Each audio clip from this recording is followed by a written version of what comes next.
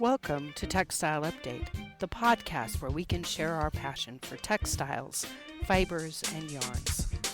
This is Gwendolyn Hustvedt. This is the first of 3 episodes where I talk about the production and characteristics of yarn. It's at this point that we make the leap that ancient hominids made so long ago. Once we've identified a natural material, or we've synthesized a material that can be used for textiles, the next step usually is to spin the fibers that we found into yarns. So in fact, in the ancient fossil record, we can see where hominids twisted grass leaves, for example, stems of grasses together, depending on the fibers in those stems, to form a very primitive type of yarn. And then we can also see in the archaeological record, and of course in the worship of especially goddesses who were responsible for spinning, the importance of this step of taking fibers and making them into yarns. In fact, when physiologists did a reconstruction project with the Venus de Milo, they looked at the carved shape of the muscles in her shoulders and the angle of her arms, and they used it to recreate 3D printed lightweight replacement arms. And based on the posture of her shoulders and the shape of the stumps, they discovered that in fact what she was doing is spinning. Her posture was very much one of a woman holding what's called a distaff, or a rod that has fiber fluff on it, and then in the other hand holding a yarn from which is suspended a spindle. You twist the spindle like a top, and as the spindle falls towards the ground, you feed the yarn from the distaff in your one hand through the fingers of your other hand to spin it onto the spindle as it falls. Very likely this goddess, who was not Venus, but another goddess, potentially Athena, had her arms ripped off because the yarn, the wool, and the spindle likely were made of gold. And so rather than try and untangle the golden fibers from her hands, they just took her hands. But it's very interesting to think about how important this particular step is. In Mycenaean Greece, which was the time or era when the Trojan War was fought, we had a similar balance or unbalance of spinners to weavers as we saw later in cottage industries in Great Britain, for example. So roughly 8 spinners were needed to keep one weaver busy. And in fact, this is part of the reason why when the first spinning frames, that's what we call the machines that do the spinning, when the spinning frames were invented, ones such as the spinning jenny typically had 8 spindles in a frame so that the frame could keep one weaver busy. So spinning is a very important step, and it really marks the border between just talking about fibers and their properties and when they were invented and what they look like, and now actually getting into making textiles. So in most cases, making yarn is the first step in making a textile. The definition of a yarn is a continuous strand of textile fibers in a form suitable for fabrication. And we needed a definition because, as you'll recall, when we discovered extrusion and began to manufacture yarns of our own, or fibers of our own, we discovered that these fibers, like the silk fiber, their filaments are so long and so strong and sturdy that we don't need to actually spin them. We can use them straight from extrusion or straight from the silkworm's cocoon. So when we say continuous strand of textile fibers in a form suitable for fabrication, we're including in that definition, notice it doesn't mention anything about twisting or spinning, right? We're including in that definition those fibers that are already suitable for fabrication without twisting or spinning. So the yarn stage is a stage between the fiber stage and the fabric stage. Not every fabric is made from yarn. We'll talk about these, sometimes called non-yarn fabrics for what seems an obvious reason now. And of course, we could take the same polymers that were extruded as fibers and extrude them as films instead of fibers. And the films are also a type of fabric, 2D planar material that can be folded into three-dimensional shapes. So we will discuss both non-yarn fabrics and film-based fabrics later. But for now, let's focus on yarn production. I've mentioned chemical spinning and how we called it chemical spinning when we extruded the polymers to make filament fibers, because we had to add that term chemical because, of course, mechanical spinning is the sort of spinning that, for example, Sleeping Beauty was doing on her spinning wheel when she pricked her finger on the spindle. I really think maybe she got like a splinter in her finger.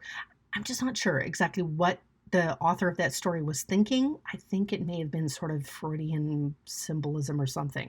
At any rate, mechanical spinning can involve a spindle, this top that the Athena de Milo was dropping, or perhaps a spinning wheel like Sleeping Beauty was using before she got so tired. So mechanical spinning takes staple length fibers, so all natural fibers except for silk that's been chopped up and formed into short lengths, or any synthetic fibers or manufactured fibers that are cut into short staple lengths. So in mechanical spinning, the first step is called opening, and this involves opening barrels of filament tow or bales of cleaned wool, or bales of cotton that have been ginned, right? Or bales. So you hear me talk a lot about bales. Bales are packed under pressure. They're squeezed so tight because we want to get a ton of them on a ship, like literally a ton. It turns out that what matters on ships isn't the weight. What matters on ships is the size, right? And so if we can squeeze all that cotton or all that wool down into a very, very small size, take something as big as a truck and flatten it out to be as big as a dictionary in height, then we can fit quite a lot more of it in there. We'll end up with a stack that's so heavy that it's just right. It's very heavy to lift, but it didn't take up that much space. So we have to actually let those fibers bounce back from being squeezed down so tightly. And this is a stage where we'll actually also clean them. So we kind of fluff them, bounce them on wire mesh. The wire mesh will allow little rocks or twigs or leaves or anything else that might have gotten trapped in the bale to fall through. And then we'll begin pushing them through using conveyor belts, pulling them, bouncing them through machines that make the fibers parallel. So this is where we do the carding and the combing. Carding always happens just to get it started, and then combing, which is an optional next step, aligns the fibers further. So we have big, huge rollers with bristles on it that serve to do the carding. Once we have the fibers somewhat parallel, they're still on a pretty wide, couple feet wide conveyor belt, right? But once we have that, we begin to reduce them and do something called drawing. Oh, we've met drawing before when we drew or drawed the filaments. Notice how we keep reusing words in manufacturing. So drawing was a thing we were doing in spinning first. We would draw the fiber from the distaff, right? Like drawing a number out of a hat. And then we just use that same word again, just like we just reused spinning. So this can get a little confusing, but it's not the ancient people's fault. It's the modern people that didn't have the imagination to come up with different words. So we actually take what's a couple of feet wide and we begin to narrow it by pulling on the fibers a little bit so that they are spread out and become a little bit narrower and longer. And we begin to form something called a sliver. So we would draw a sliver from a bundle of fiber on the distaff. And then the very next thing that we would do with the sliver and sliver is sort of spelt like sliver, but it's sliver, is we would twist it, right? And as we twist it, even a tiny bit, we form something called roving. And in fact, very likely on Athena de Milo's distaff was roving wrapped around the distaff. And then she could just spin the distaff or turn the distaff in one hand to unreel the roving that she was feeding to her spindle. Part of the reason why it would take 8 spinners to keep one weaver busy, because you got to make the sliver and then make the roving and then spin it. So people who are doing spinning on spinning wheels, which is I'm not going to say a popular hobby, but not an unreasonable hobby, will card the fibers first and then begin to draw it, and then they'll twist it. All of this is being done by hand into roving. Although you can buy a small, what's called a drum carder, a small little carding machine that you can run by hand with a crank. And only then is the yarn spun into the finished yarn. So we go from sliver to roving to finished yarn.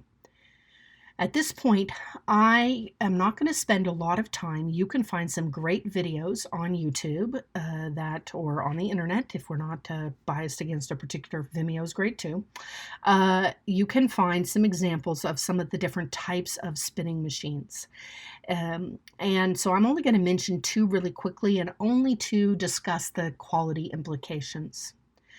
Ring spinning is the older form of spinning. It's called ring spinning because it has a ring around the spindle that the roving actually passes over, and it helps to increase the twist, and the ring, called a traveler, moves up and down the spindle, dispensing the spun yarn onto the spindle in the right spot. Another type is called open-ended or rotor, and it has much lower quality yarns than the ring spun yarn. Ring spun yarn are very uniform and fine, and in part it's because they're rubbing against that ring, which is further drawing them as they're being spun. The open-end rotor skips that step and uses a vortex to twist, and so the spindle is in a slightly different orientation, and the spindle itself moves instead of the ring, etc., etc.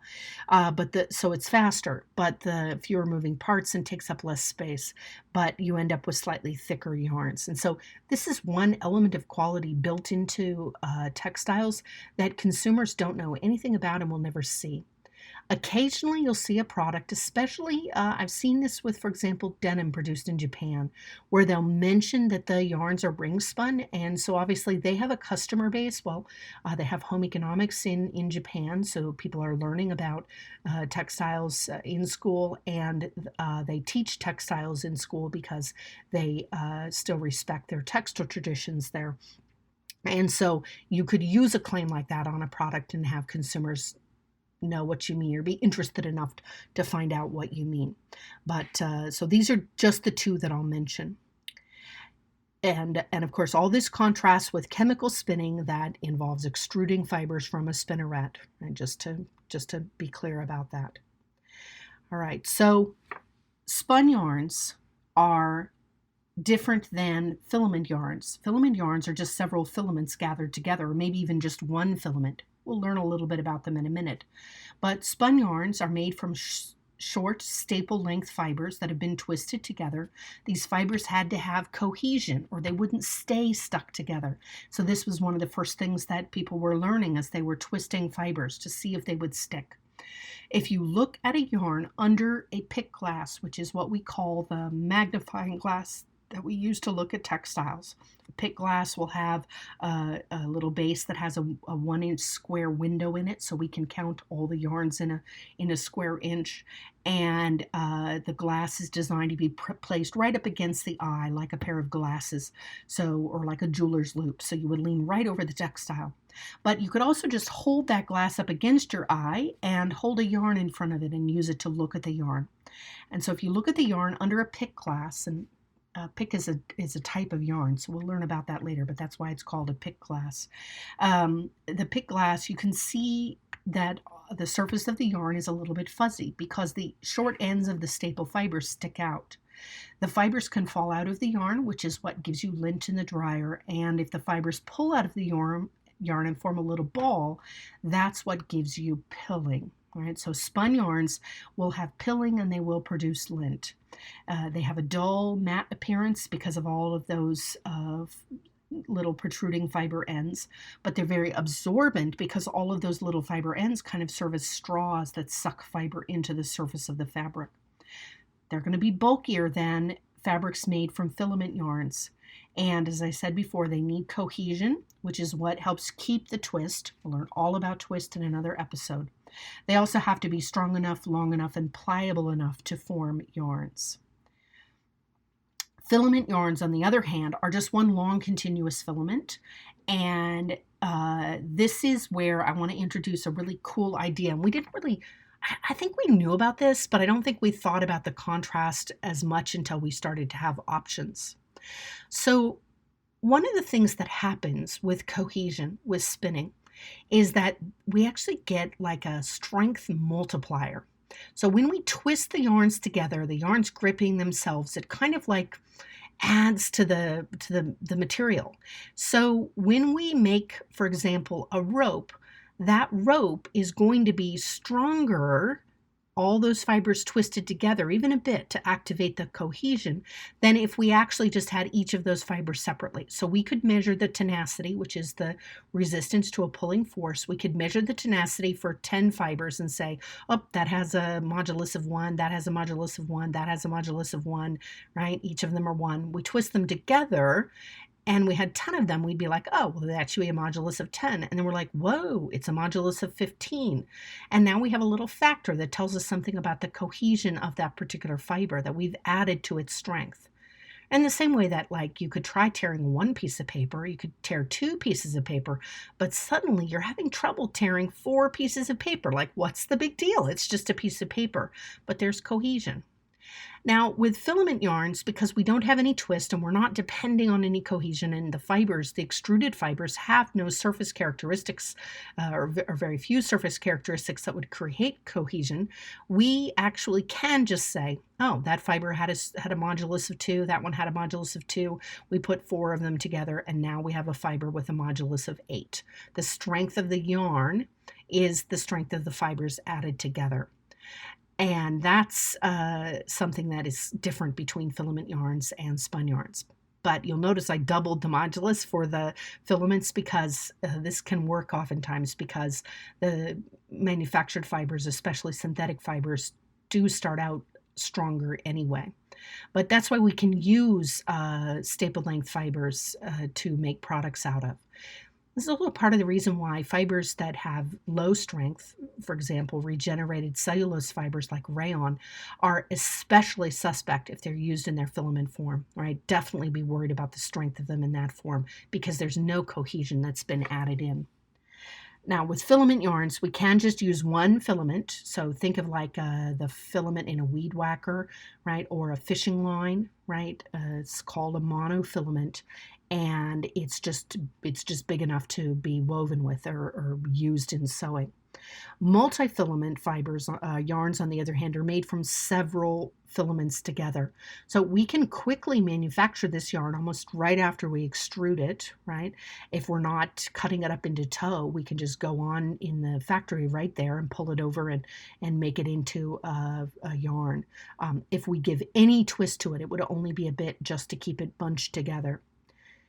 When you look at a yarn under a pick glass, you'll see if it has no protruding fiber ends, is very smooth, then you're going to be looking at a filament yarn.